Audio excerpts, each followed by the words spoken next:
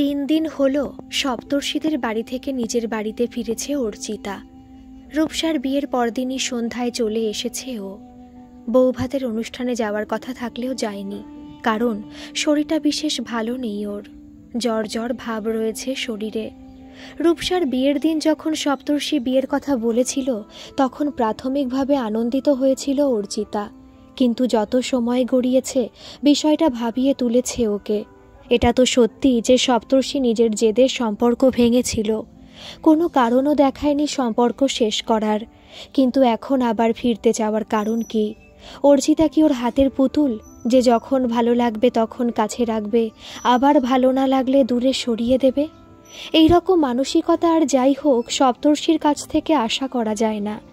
সেই দিনের সেই ঘটনার জন্য একবার ক্ষমা চাওয়া তো দূর, বরং আবার অধিকার ফলাচ্ছে সপ্তর্ষি, যা অর্চিতার বিরক্তির কারণ হয়ে দাঁড়িয়েছে। অবশ্য সপ্তর্ষিও বিয়ে করবে বললেই তো হলো না, অর্চিতার মা বাবাকেও মেনে নিতে হবে। কিন্তু একটাই ভাবনার বিষয়, অর্চিতার মা বাবা সপ্তর্ষিকে যথেষ্টই পছন্দ করেন। সপ্তর্ষি প্রস্তাব রাখলে তারা বিরোধিতা করবেন বলে মনে হয় না। অর্চিতা বিছানায় শুয়ে শুয়ে ফেসবুক স্ক্রোল করছিল। হঠাৎই কল আসলো সপ্তর্ষির। অর্চিতা অবাক হলো, মাত্রই তো সপ্তর্ষির কথাই ভাবছিল। ছেলেটা বাজবে অনেক দিন। হ্যালো, কিছু বলবে? গরুর মতো কথা বলিস না অর্চি, কিছু না বললে কল করছি কেন? ও হ্যাঁ, তাও তো ঠিক। কি বলবে? আজ একবার দেখা করতে পারবি আমার সাথে প্লিজ? আজ? আজ কেন হঠাৎ? দরকার আছে রে অর্চি, তোর মনে থাকা অনেক প্রশ্নের উত্তর পাবি দেখা করলে। যে উত্তরগুলো তোকে জানাতে না পারলে আমার মন শান্ত হবে না। কিন্তু এখন বেরোনো তো, মানে মা রাজি হবে কি না? তুই রাজি হয়ে যা, আন্টিকে আমি সামলে নেব। প্লিজ আয় অর্চি। আচ্ছা ঠিক আছে, আমি আসছি। কোথায় দেখা করবে? সেই পার্কে যেখানে আমরা আগে দেখা করতাম। পার্কের কথা শুনেই অর্চিতার অন্তর কেঁপে উঠল। এক লহমায় মনে পড়ে গেল 6 মাস আগের সে দিনটার কথা। চোখ ছলছল করে উঠল ওর। কোনো রকমে কান্না চেপেও বলল, ও ওখানে কেন? অন্য কোথাও দেখা করা যায় না? ভয় পাচ্ছিস? আমি গ্যারান্টি দিচ্ছি পুরনো কোনো ঘটনার পুনরাবৃত্তি ঘটবে না ওখানে। পার্কটা তোর অপ্রিয় হয়ে আছে জানি, কিন্তু আজকের পর আর হয়তো পার্কটাকে অপছন্দ করবি না তুই। এটা আমার প্রমিস। আচ্ছা ঠিক আছে, আমি চলে আসব। মানে কটার সময় আসতে হবে? 6টার সময় পারবি? হ্যাঁ পারবো। আচ্ছা চলে আয়, আর শোন, কান্নাকাটি করিস না, যা হবে ভালোই হবে। হ্যাঁ ঠিক আছে। সপ্তর্ষি কলটা কেটে দিল। অর্চিতা স্পষ্ট বুঝতে পারল ওর হাত কাঁপছে। হৃৎপিণ্ডের গতি অনেক গুণ বৃদ্ধি পেয়েছে। চোখ ফেটে জল আসছে। ওর সব প্রশ্নের নাকি উত্তর দেবে আজ সপ্তর্ষি। তবে কি সত্যিও জানতে পারবে কেন ওকে দূরে সরিয়ে দিয়েছিল সপ্তর্ষি, আর কেনই বা এখন আবার নিজে থেকে কাছে আসছে? কিন্তু বিশ্বাসযোগ্য কোনো ব্যাখ্যা কি হয় এই সবের? হয়তো হয় না। কি এমন আর বলবে সপ্তর্ষি? হয়তো বলবে তখন অন্য কোনো মেয়েকে ওর মনে ধরেছিল, এখনও নিজের ভুল বুঝতে পারছে। হয়তো ক্ষমা চাইবে অর্চিতার কাছে, কিন্তু অর্চিতা কি ক্ষমা করতে পারবে? মনে হয় না। নিজের মনের মধ্যে দোলাচলে ভুগতে থাকলো অর্চিতা। কি প্রতিক্রিয়া জানাবে ও সপ্তর্ষির কথায়? ও একটাই প্রার্থনা করল, সপ্তর্ষির সামনে যেন ও ভেঙে না পড়ে, যেন শক্ত থাকতে পারে। কিছুক্ষণ চুপচাপ বসে থাকার পর বিছানা ছেড়ে উঠে তৈরি হয়ে নিল অর্চিতা।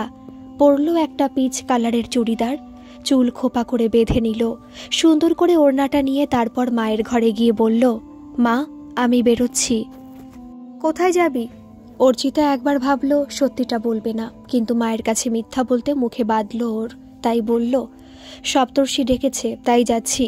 ও আচ্ছা যা, তাড়াতাড়ি চলে আসিস, আর সাবধানে যাস। হ্যাঁ ঠিক আছে। অর্চিতা বেরিয়ে এলো বাড়ি থেকে। পার্কে যখন পৌঁছালো তখন ঘড়িতে সময় বলছে 6:02। অর্চিতা পার্কের ভেতরে গিয়ে নির্দিষ্ট বেঞ্চটার কাছে পৌঁছাতেই চমকে উঠল। সপ্তর্ষি 2 হাতে মাথার রগ চেপে ধরে বসে আছে, ঠিক 6 মাস আগের সেই দিনটার মতো। অর্চিতা বেঞ্চের পাশে গিয়ে দাঁড়ালো। সপ্তর্ষি ধরে আসা গলায় বলল, এসেছিস, আয় বস। না, ঠিক কথাই বলেছিল সপ্তর্ষি। পুরনো ঘটনার পুনরাবৃত্তি হবে না আজ। আগের দিন যেখানে ধমকে দাঁড় করিয়ে রেখেছিল সেখানে আজ নিজে থেকে বসতে বলছে। অর্চিতা বসল সপ্তর্ষির পাশে, তারপর বলল, কিছু বলার জন্য ডেকেছিলে তুমি আমায়? সপ্তর্ষি তাকালো ওর দিকে, তারপর মৃদু হেসে সামান্য ঘাড় নাড়ল। খানিকক্ষণ চুপ করে থেকে বলল, তোর মনে অনেক প্রশ্ন আছে, বল অর্চি। যে আমি কেন তোকে আমার থেকে অনেকটা দূরে ঠেলে দিয়েছিলাম, কেন অপমান করেছিলাম তোকে, আবার কেনই বা এখন ভাঙা সম্পর্ক আবার জুড়তে চাইছি। জানতে চাস নিশ্চয়ই এগুলো সব? জানতে চাওয়াটা স্বাভাবিক নয় কি? অবশ্যই স্বাভাবিক। আর আজ সবই জানতে পারবি তুই। আবার কিছুক্ষণের নীরবতা। সেই নীরবতা ভাঙল সপ্তর্ষি। বলল, জানিস অর্চি, সেদিন আমার জীবনেও ঝড় বয়ে গিয়েছিল। কিছুদিন ধরে জ্বর, মাথা ব্যথা চলছিল। এগুলো এমনিতে খুব সাধারণ বিষয়, কিন্তু আমাদের বংশে আগেও অনেকের ক্যান্সার হয়েছে। ক্যান্সার যেহেতু জিনগত রোগ, তাই আমারও হওয়ার সম্ভাবনা ছিল। আর ওই উপসর্গগুলো সবই ক্যান্সারের। কি মনে হয় ক্যান্সার টেস্ট করলাম, পজিটিভ আসলো। আমার মনের মধ্যে তখন কি ঝড় চলছে সেটা শুধু আমিই জানি। রিপোর্ট অনুযায়ী তখন আমার ক্যান্সার লাস্ট স্টেজ। মানসিকভাবে বিধ্বস্ত আমি তখন। আমার মাথায় হঠাৎ আসলো তোর কথা। আমি চাইনি ওই অবস্থায় তোর সাথে নিজেকে জড়াতে, কারণ আমার জীবনের তখন কোনো নিশ্চয়তা নেই। তাই তোকে আমি অনিশ্চিত ভবিষ্যতের দিকে ঠেলে দিতে পারি না। তোকে ভালোভাবে বললে তুই শুনতি না, সেটা আমি ভালো করেই জানি। তুই কখনোই ওই পরিস্থিতিতে আমায় ছেড়ে যেতি না, তাই বাধ্য হই ওই রাস্তা নিতে হলো। কিন্তু ধীরে ধীরে আমি বুঝতে পারলাম যে ক্যান্সার লাস্ট স্টেজ হলে আমার যতটা অসুস্থ হওয়ার কথা ততটা তো নই। আমি সামান্য অসুস্থ নই। জ্বর সেরে গেল তাড়াতাড়ি, তাও আমি ভাবছিলাম যে আমার দিন ফুরিয়ে আসছে। কিন্তু 4 মাস পর আমার সন্দেহ হলো। তখন আমি গেলাম চেন্নাইয়ে। সেখানে টেস্ট করানোর পর রেজাল্ট নেগেটিভ আসলো।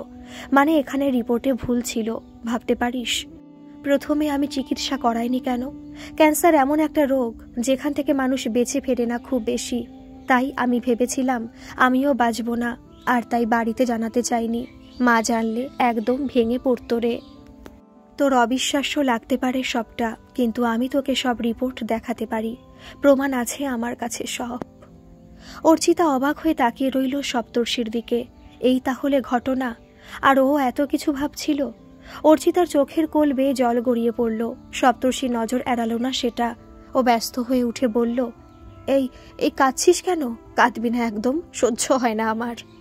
সপ্তর্ষি হাত বাড়িয়ে অর্চিতার গাল থেকে জল মুছিয়ে দিল। অর্চিতা চুপ করে রইল কিছুক্ষণ, তারপর বলল, সরি, আমি ভুল বুঝেছিলাম তোমায়। ঠিক বুঝেছিলি? তুই কি গোয়েন্দা নাকি যে সব জেনে যাবি? আমি যা বোঝাবো তাই তো বুঝবি নাকি? না মানে তবুও। কোনো তবুও না। এই, বিয়ে করবি আমায়? আমার শ্যামকন্যা চিরতরে আমার হবে। শ্যামকন্যা? আমি? হ্যাঁ ম্যাডাম, আপনি আমার শ্যামকন্যা। আপনি আমার অচিন পাখি। বল, আমার হবি? আমার প্রণয় তরণীর যাত্রী হবি? কথা বলার শক্তি হারিয়ে গিয়েছে আজ অর্চিতার। উপর নিচে মাথা নাড়িয়ে হ্যাঁ বোঝালো শুধু। সপ্তর্ষি তৃপ্তির হাসি হাসল। অর্চিতা হঠাৎই জড়িয়ে ধরল সপ্তর্ষিকে। সপ্তর্ষি বুঝতে পারল অর্চিতা কাঁদছে। ও বাধা দিল না, মাথায় হাত বুলিয়ে দিতে থাকলো শুধু। ছাদের দোলনায় বসে দোল খেতে খেতে সপ্তর্ষির কলের অপেক্ষা করছিল অর্চিতা। ওদের শেষবার দেখা হওয়ার পর 15 দিন কেটে গিয়েছে। এই 7 দিনে বদলে গিয়েছে অনেক কিছুই।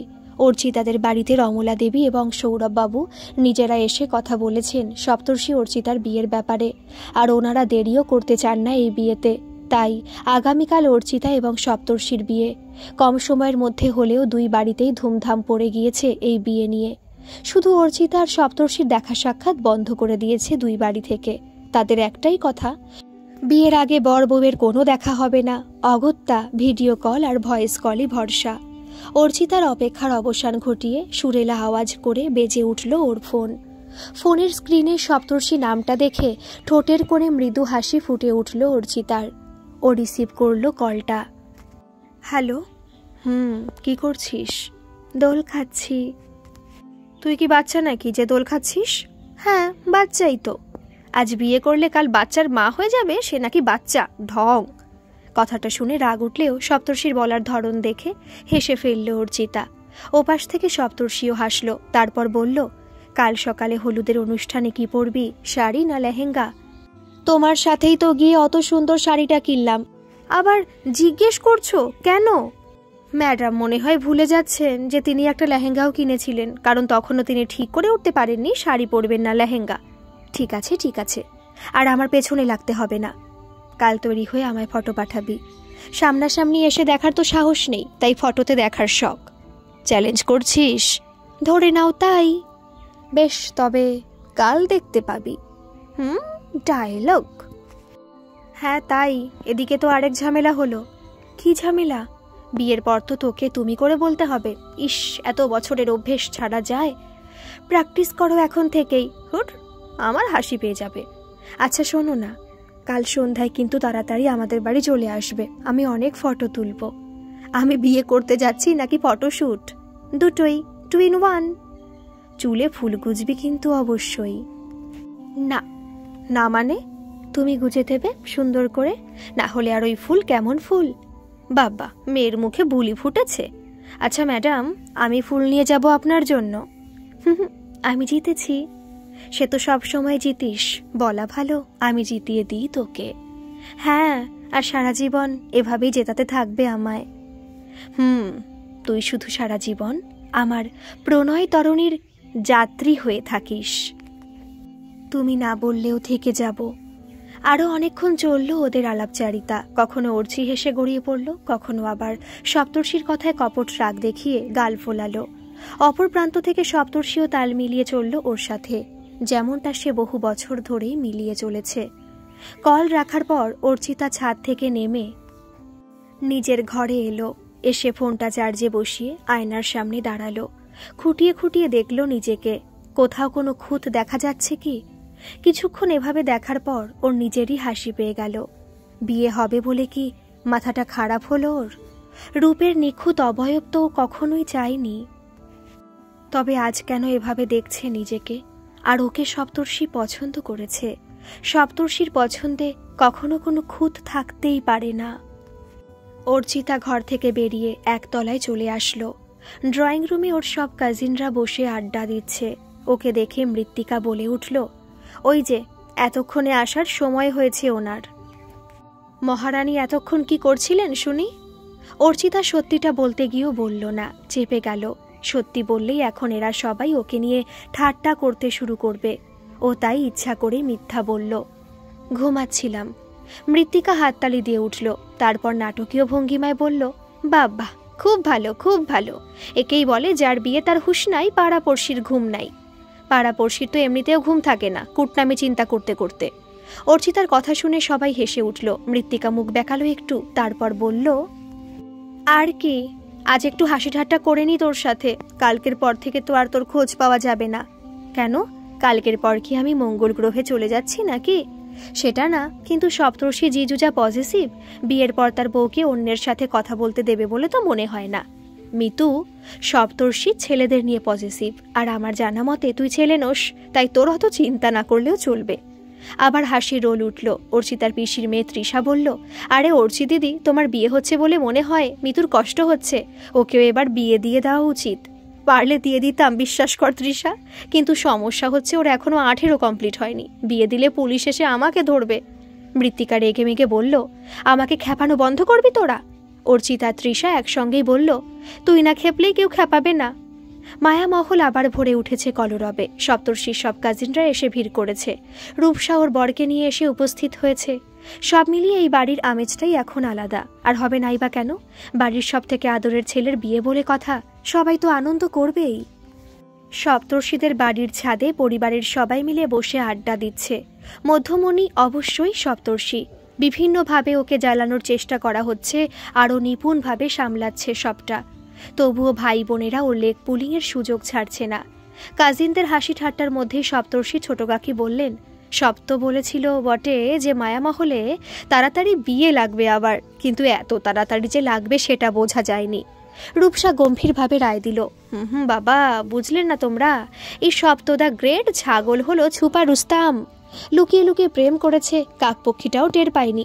সপ্তর্ষি রূপসার দিকে তাকিয়ে বলল, ওহ রিয়েলি? এই কথাগুলো এখন আমায় তোর মুখ থেকে শুনতে হবে? তোর বিষয় আমি বলা শুরু করব? থাক, আমার অত উপকার থুড়ি অপকার করতে হবে না। সবাই হেসে দিল। হাসির মাঝেই রাহুল বলল, এইবার বুঝলাম সেদিন সপ্তর্ষি ওইভাবে কেন রিয়াক্ট করেছিল আমার সাথে। আরে বাবা, আমার বৌদি জানলে কি আমি ওভাবে কথা বলতাম? যাক, এখন তো জেনে গিয়েছিস। এখন থেকে যখনই অর্চিকে দেখবি তখনই একদম পায়ে ধরে প্রণাম করবি, মনে থাকবে? জো হুকুম মেরে ভাই। সৃষ্টি বলল, যাই বলো তাই বলো, অর্চিতা বৌদি কিন্তু ভীষণ সুইট, কত শান্তশিষ্ট, আমাদের বাড়িতে এরকম কেউই নেই। ওই জন্যই সব বাচ্চাগুলো বাদর হচ্ছে। অর্চিতা বৌদি আসলে সব বাচ্চাগুলোর জন্য একটা আইডল পাওয়া যাবে। সৃষ্টির লজিক শুনে সবাই হো হো করে হেসে উঠল। সপ্তর্ষি ওর মাথায় একটা টোকা দিয়ে বলল, আমাদের বাড়ির বাচ্চারা বাদর কিনা তো জানি না, কিন্তু তুই যে আস্ত একটা গাধি সেটা আবারও প্রমাণ হলো। সৃষ্টি মুখ বেঁকিয়ে অন্যদিকে তাকালো। বাকিরা সবাই হাসতে থাকলো। এই হাসি ঠাট্টা চলল অনেক রাত পর্যন্ত। আজ বাড়িতে খুশির আমেজ। কাল সকাল থেকে অবশ্য সবাই ব্যস্ত হয়ে যাবে। সকালে হলুদের অনুষ্ঠান, বিকেলে বিয়ে, তাই আজকের দিনটা সবাই রিল্যাক্স করে নিচ্ছে একটু। কিছু কিছু সকাল ভীষণ সুন্দর হয়, সুন্দর একটা দিনের আগমনী হয়ে আসে এই সকালগুলো। তেমনই আজকের সকালটা, কাঁচা সোনার মতো রোদ উঠেছে আজ। আকাশ পুরো পরিষ্কার, যেন ইঙ্গিত করছে জীবনের সব মেঘ কেটে যাওয়ার। আজ অর্চিতা এবং সপ্তর্ষির বিয়ে। বহু প্রতীক্ষার পর এসেছে আজকের এই দিনটা, যে দিনটা সুন্দর হওয়াই কাঙ্ক্ষিত। দুই বাড়িতেই আজ ব্যস্ততার শেষ নেই। তার মধ্যেও যেহেতু আজ বিয়ে, তাই মেয়ের বাড়ি অর্থাৎ অর্চিতাদের বাড়িতেই ব্যস্ততা বেশি। অর্চিতাদের বাড়িটা অনেকটাই বড়, বা বলা ভালো বাড়িটা অনেকটা জায়গা নিয়ে তৈরি, তাই বাড়ির পেছনে অনেকটাই জায়গা রয়েছে। সেখানে অর্চিতা সপ্তর্ষির বিয়ের মণ্ডপ করা হয়েছে। দেখার মতো সেই মণ্ডপ, চোখ জুড়িয়ে যায় দেখলে। আর হলুদের অনুষ্ঠানের জন্য বেছে নেওয়া হয়েছে ছাদটাকেই। ডেকোরেশনের লোক এসে সাজিয়েছে জায়গাটা, কিন্তু তারপরও অর্চিতার কাজিনরা বিভিন্ন ফুলের সমারোহে আরও সুন্দর করে তুলেছে সেই জায়গাটাকে। সত্যি স্বপ্নের মতোই সুন্দর আজ সব কিছু। সকাল থেকে সবাই কোনো না কোনো কাজে লেগে গিয়েছে, ব্যতিক্রম শুধু অর্চিতা। সকালবেলায় দই চিড়ে খাওয়ানোর এবং অন্যান্য কিছু আচার পালন করার পর ও ঘরে এসে শুয়ে পড়েছে এবং কিছুক্ষণের মধ্যেই ঘুমিয়েও পড়েছে। অরুণা দেবী এই কারণে মেয়ের উপর ভীষণই রেগে আছেন। তিনি গজগজ করেই চলেছেন। আর মৃত্তিকা স্বগোক্তোক্তির সুরে বলে চলেছে, আমি তো কালকেই বলেছিলাম যার বিয়ে তার হুঁশ নাই, পাড়াপড়শির ঘুম নাই, তখন তো কেউ পাত্তা দিল না আমায়, এখন বোঝো ঠেলা। যদিও আজও মৃত্তিকার কথায় কেউ কান দেয়নি। ওদের বাকি বোনেরা ব্যস্ত হয়ে পড়েছে সাজগোজ নিয়ে। হলুদের অনুষ্ঠানের আগে ফটোশ্যুট করা হবে, সেখানে সবাইকে সুন্দর দেখানো চাই, তাই সকলেই আগে থেকেই তৈরি হয়ে নিচ্ছে। সকাল 9:30টার সময় অরুণা দেবী মৃত্তিকা এবং তৃষাকে পাঠালেন অর্চিতাকে ঘুম থেকে তোলার জন্য। ওরা দুজন বেজার মুখ করে গেল অর্চিতাকে ডাকতে। অনেকবার ডাকার পরেও যখন অর্চিতা উঠছে না, তখনই তৃষার মাথায় একটা বদবুদ্ধি খেলে গেল। ও বলল, অর্চি দিদি তাড়াতাড়ি ওঠো, সপ্তর্ষি জিজু এসেছে তোমায় দেখতে। অর্চিতা ধরফর করে উঠে বসলো। আচমকা এভাবে ওঠায় ওর মাথা কাজ করলো না খানিকক্ষণ। ও ভেবলে গিয়ে এদিক ওদিক তাকালো। ওর অবস্থা দেখে তৃষার মৃত্তিকা হেসে উঠল। তৃষা বলল, বিয়ের আগেই এই অবস্থা, বিয়ের পর যে কি হবে। তারপর ওরা অর্চিতাকে নিয়ে নিচে চলে গেল। মায়ামহলে সপ্তর্ষিকে হলুদ মাখানোর তোড়জোড় চলছে। সকাল সকাল গিয়ে বাড়ির মেয়ে বউরা জল ভরে নিয়ে এসেছে। তাড়াতাড়ি সপ্তর্ষিকে হলুদ ছুঁয়ে আবার তত্ত্ব নিয়ে অর্চিতাদের বাড়ি যেতে হবে। সপ্তর্ষি একটা সাদা রঙের পায়জামা পরে খালি গামছা জড়িয়ে বসে আছে। এই অবস্থায় ওকে দেখলে অর্চিতা অজ্ঞান হতো নিশ্চিত। রূপসা সপ্তর্ষিকে বলল, সপ্ত হেসে একটা পোজ দে, ছবি তুলে অর্চিতাকে পাঠাই। সপ্তর্ষি ভাব নিয়ে বলল, আমার পোজ দিতে হয় না, আমি যেভাবেই বসি বা দাঁড়াই না কেন ওটাই পোজ। ঠিক আছে, ভাব নিতে হবে না, ক্যামেরার দিকে তাকা। সপ্তর্ষি ক্যামেরার দিকে তাকালো। রূপসা ফটো তুলল, তারপর টুক করে সেটা সেন্ড করে দিল অর্চিতার নাম্বারে। এবার সপ্তর্ষিকে হলুদ মাখানোর পালা। সবার আগে ঝাঁপিয়ে পড়ল রূপসা আর সৃষ্টি। দুই হাতে প্রচুর পরিমাণে হলুদ নিয়ে সপ্তর্ষিকে হলুদ ভূত বানিয়ে দিল ওরা। সপ্তর্ষি ছোট কাকিমা ফুট কাটলেন, একদম জন্ডিস আক্রান্ত মানুষের মতো লাগছে তোকে সপ্ত। কিন্তু পরক্ষণে সপ্তর্ষি জেঠিমার চোখ রাঙানি দেখে উনি চুপ করে গেলেন। সবাই বিষয়টা খেয়াল করে হাসল। তারপর একে একে প্রত্যেকেই সপ্তর্ষিকে হলুদ মাখালো। ওকে হলুদ মাখাতে গিয়ে নিজেরাও ওর হাতে হলুদ মেখে ভূত হলো। এখন ওদের দেখে যে কেউ মনে করবে ওরা হলুদ দিয়ে দোল খেলেছে। হলুদের অনুষ্ঠান শেষ হলে পরে সপ্তর্ষির বরদা সৌম্যজিৎ আর রূপসার বর অরূপ বেরিয়ে গেল তত্ত্ব নিয়ে অর্চিতাদের বাড়ির উদ্দেশ্যে। সপ্তর্ষি দ্রুত চলে গেল স্নান করতে। স্নান করার পর ওর বিশেষ কাজ আছে যে অর্চিতাকে হলুদ শাড়ি এবং সোনার গহনায় সাজানো হয়েছে। চুলটা খোপা করে বাঁধা হয়েছে, কারণ ছেড়ে রাখলে হলুদ মাখানোর সময় সমস্যা হতে পারে। সামান্য লিপস্টিক ছাড়া অন্য কোনো প্রসাধন এই মুহূর্তে অর্চিতা করেনি, কারণ এমনিতেই সাজ নষ্টই হবে হলুদ মেখে। ছাদে নিয়ে এসে বসানো হলো অর্চিতাকে। অনেকক্ষণ আগে সপ্তর্ষিদের বাড়ি থেকে তত্ত্ব এসে গিয়েছে। সপ্তর্ষি ছোঁয়া দেওয়া হলুদ রাখা হয়েছে অর্চিতাকে মাখানোর জন্য। হলুদের আচার শুরুর আগে যে ফটোশ্যুট আছে সেটা শুরু করার আগেই মৃত্তিকা হঠাৎই অর্চিতাকে বলল, দিদি ভাই, তোর আরও কানের দুল আছে না? তোর শাড়ির সাথে এটা ঠিক মানাচ্ছে না, যা চেঞ্জ করে আয়। মানাচ্ছে না? আচ্ছা দাঁড়া, চেঞ্জ করে আসছি। অর্চিতা সিঁড়ি বেয়ে নিচে নেমে নিজের ঘরে গেল। ঘরে ঢুকেও চমকে উঠল, ওর বিছানায় বসে আছে সপ্তর্ষি। ভয় পেয়ে ও যেই চিৎকার করে উঠতে যাবে, সপ্তর্ষি তাড়াতাড়ি এসে ওর মুখ চেপে ধরল। চিল্লাস না দয়া করে, বহুত কষ্টে এখানে এসেছি, তুই চিৎকার করলে সব মাটি হবে। সপ্তর্ষি অর্চিতার মুখ থেকে হাত সরিয়ে নিল। অর্চিতার কিছুটা সময় লাগলো ধাতস্থ হতে। কিছুক্ষণ পরও বলল, কি করে আসলে? লুকিয়ে এসেছি। মৃত্তিকা অবশ্য হেল্প করেছে একটু। কাল চ্যালেঞ্জ করেছিলি না? নে, সামনাসামনি দেখলাম তোকে। বাবা, ওটা তুমি সিরিয়াসলি নিয়ে বসে আছো? আমি কিন্তু তোমায় আগেই দেখেছি। হ্যাঁ জানি, রূপসা ফটো পাঠিয়েছিল তাই তো? দারুণ লাগছিল কিন্তু, একদম হট তাই না? ইস, আচ্ছা দাঁড়া, আমার কাজ আছে একটু। এখন আবার কি কাজ থাকতে পারে সপ্তর্ষির? অর্চিতা বুঝতে পারল না। সপ্তর্ষি অর্চিতার ড্রেসিং টেবিলের সামনে রাখা একটা বাটি হাতে তুলে নিল। অর্চিতা দেখল সেটা হলুদের বাটি। সপ্তর্ষি অর্চিতার গালে হলুদ ছুঁয়ে দিল, তারপর বলল, আমার বউ প্রথম হলুদের ছোঁয়া না হয় আমার হাত থেকেই পেল। অর্চিতা সামান্য লজ্জা পেল, পাওয়ারই কথা অবশ্য। তারপর বলল, আমিও তোমায় হলুদ লাগাবো, দাঁড়া। সপ্তর্ষি হঠাৎই ঝুঁকে পড়ে অর্চিতার গালে গাল ছোঁয়ালো। ফলস্বরূপ ওর গালেও হলুদ লেগে গেল। ও বলল, নে, তোরও হলুদ মাখানো হয়ে গেল। আচ্ছা, আমি এবার পালাই, না হলে কেউ দেখে ফেললেই মুশকিল। সপ্তর্ষি একটা গামছা দিয়ে মুখ ঢেকে ফেললো, তারপর চলে গেল। অর্চিতা দ্রুত কানের দুলটা পাল্টালো, তারপর ছাদে চলল। ছাদে পৌঁছাতেই অরুণা দেবী ওকে বললেন, এত সময় লাগলো কেন? আর তোকে হলুদ লাগালো কে? এই রে, হলুদ মুছতে তো ভুলেই গেছে অর্চিতা। ও মনে মনে নিজেকে 100টা গালি দিল, কিন্তু এই যাত্রা ওকে বাঁচিয়ে দিল মৃত্তিকা। ও তাড়াতাড়ি এগিয়ে এসে বলল, মিমি, আমি হলুদ মাখিয়েছি। আসলে দিদিভাইকে সবার আগে হলুদ মাখানোর এক্সাইটমেন্ট সামলাতে পারিনি। অরুণা দেবী বিশ্বাস করে নিলেন মৃত্তিকার কথায়। মৃত্তিকা অর্চিতার দিকে তাকিয়ে চোখ টিপল। অর্চিতা হাঁপ ছেড়ে বাঁচল যেন। এরপর শুরু হলো ফটোশ্যুট। গাদাগুচ্ছের ফটো তোলার পর ক্যামেরাম্যান যখন ক্লান্ত, তখন ক্ষান্ত হলো ওরা। তারপর শুরু হলো হলুদের আচার পালন। একে একে সবাই হলুদ মাখিয়ে দিল অর্চিতাকে। এত হলুদ মাখানোর পর ওর মুখটাই চেনা যাচ্ছে না। এরপর সবাই যে যার মতো স্নান করতে চলে গেল। বড়রাও রাতের অনুষ্ঠানের প্রস্তুতি নিতে শুরু করলেন। প্রতিটি মানুষের জীবনেই তার বিবাহের দিনটি অত্যন্ত গুরুত্বপূর্ণ। এই দিনটার জন্য অপেক্ষা করে থাকে মানুষ কতগুলো বছর। জীবনের একটা নতুন অধ্যায় শুরু হয় এখান থেকে। অর্চিতাদের বাড়ি আজ আলোকসজ্জায় সেজে উঠেছে। এত আলোর রোশনাইয়ে বাড়িটা যেন রাজকীয় দেখতে লাগছে। সন্ধ্যা নামার সাথে সাথেই সমস্ত আলো জ্বালিয়ে দেওয়া হয়েছে। অতিথিরা এক এক করে আসতে শুরু করে দিয়েছেন। অর্চিতাকে সাজানোর জন্য এক নামী বিউটি পার্লার থেকে মেকআপ আর্টিস্ট এসেছেন। অর্চিতা তাকে বলেছে যে ওর নিজের স্কিন টোন রেখেই যেন মেকআপ করানো হয়। মেকআপ করে অযথা ওকে ফর্সা করার প্রয়োজন নেই।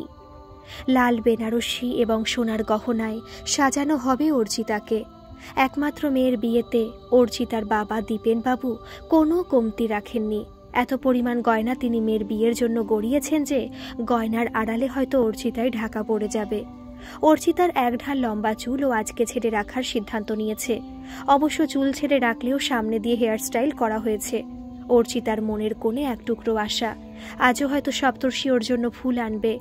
যদিও আজ ওর চুলে ফুল গোজা একটু সমস্যাজনক, কারণ আজ সবার নজর ওদের দিকেই থাকবে। সাজানো শেষ হলে অর্চিতা আয়নার সামনে দাঁড়ালো।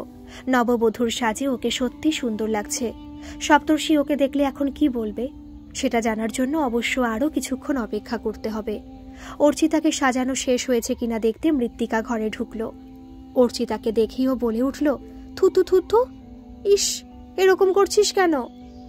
আরে থুতু দিয়ে দিলাম, নজর না লাগে যাতে। যত রাজ্যের হাবিজাবি কথা, কেমন লাগছে আমায়? সত্যি বলবো? নাটক না করে বলে ফেল।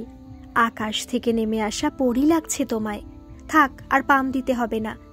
তোমার ওই এক দোষ, সত্যি কথাও বিশ্বাস করো না। এরপর মৃত্তিকা অর্চিতাকে নিয়ে গেল কোণে বসার জায়গায়। সবাই ঘিরে ধরল অর্চিতাকে। মুহুর্মুহু প্রশংসাবাণী বর্ষিত হতে থাকলো ওর প্রতি। সবার প্রশংসার মাঝখানে লজ্জা নত মুখে বসে রইল অর্চিতা, সপ্তর্ষির অপেক্ষায়। সপ্তরে, তাড়াতাড়ি তৈরি হরে বাবা, ওই বাড়ি থেকে তোকে নিতে এলো বলে। সবাইকে তাড়া দিয়ে কাজ করানো ছেলে আজ নিজেই দেরি করছে কেন এত, বুঝি না বাপু। রমলা দেবী সপ্তর্ষির উদ্দেশ্যে চিৎকার করে কথাগুলো বললেন। পাশ থেকে রূপসা ফুট কাটল, আরে বাবা, সাহেবের আজ বিয়ে বলে কথা, একদম হিরোদের মতো স্টাইল করে না গেলে কি হয়? ওদের কথার মধ্যেই সপ্তর্ষি বেরিয়ে এলো ঘর থেকে। ওর পরনে অফ হোয়াইট শেরওয়ানি আর পাজামা।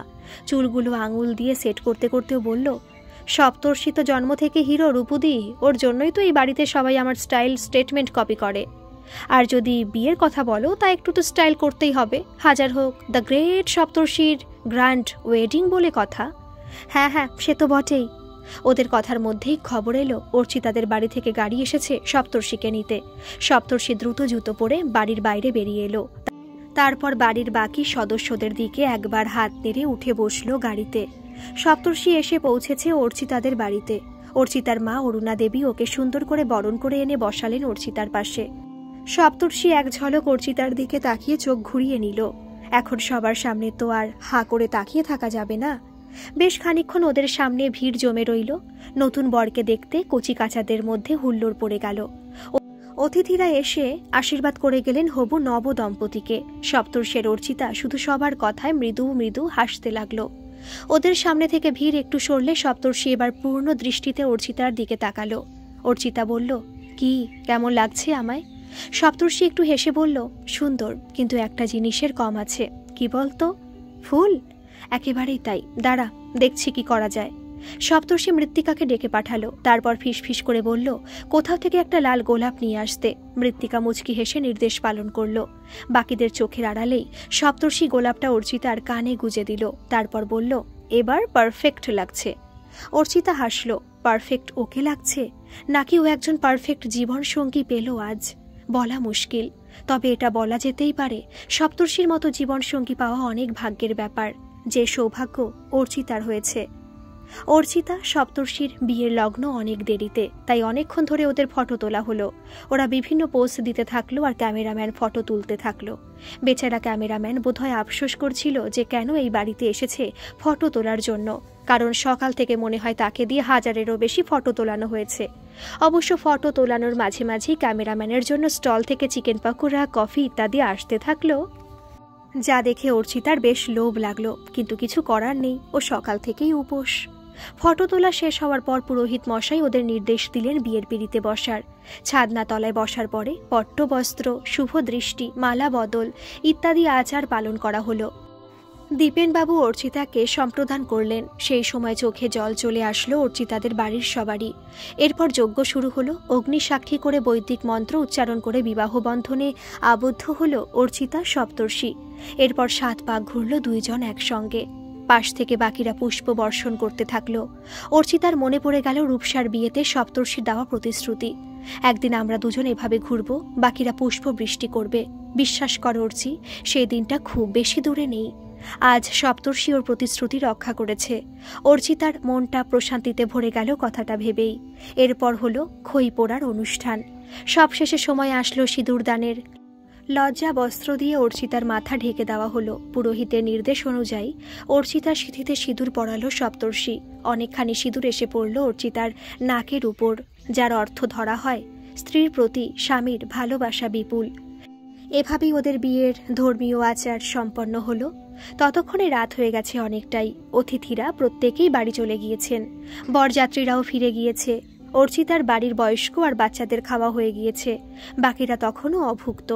সাথে সাথে খাওয়া হয়নি অর্চিতা সপ্তর্ষিরও। সবাই খাওয়ার আয়োজন করতে চলে গেলে সপ্তর্ষি অর্চিতার একটা হাত নিজের মুঠোর মধ্যে নিয়ে নিল। তারপর বলল, আজ থেকে আমাদের এক নতুন পথ চলা শুরু হলো অর্চি। আমার অচিন পাখি আজ আমার কাছে এলো।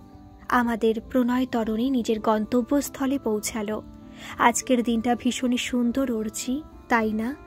অর্চিতার এতক্ষণ যেন সব স্বপ্নের মতো মনে হচ্ছিল।